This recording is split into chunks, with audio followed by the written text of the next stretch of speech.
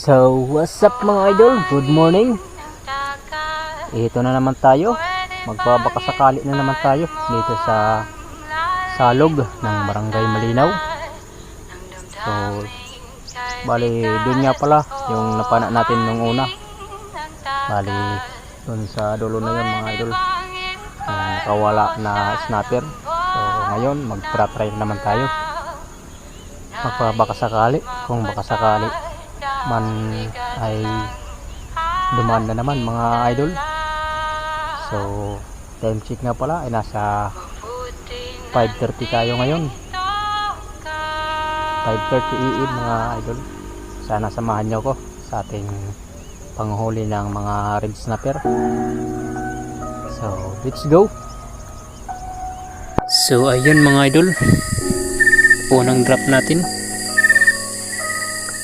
May good size na banak, kaso nga lang masyadong malayo mga idol, hindi kaya ng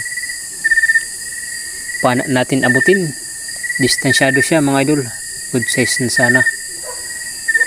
Hihintay lang natin kung baka sakali lumapit ito mga idol, at kung ayaw magpalapit huwag nating pilitin mga idol. Talagang hindi para sa atin yun. So hintay-hintay lang, darating din ang para sa atin mga idol. So ito na naman, lumapit nga, kaso nga lang ang bilis pumalayo mga idol. Sayang talaga, pero sige lang, talagang hindi para sa atin yan mga idol. At ito mga idol, pangalawang drop natin. Di natin namalayan, nasa likod na pala yung isda na target natin. So dinaanan lang tayo, buti na lang ay nagpahintay ito mga idol. At yun, binigyan tayo ng tamang pagkakataon.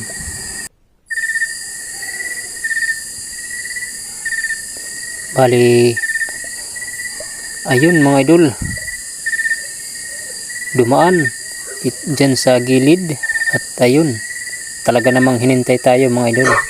Kaya ayun, sa pulkang, ang tawag nga pala nito mga idol ay kikero. Good size na rin ay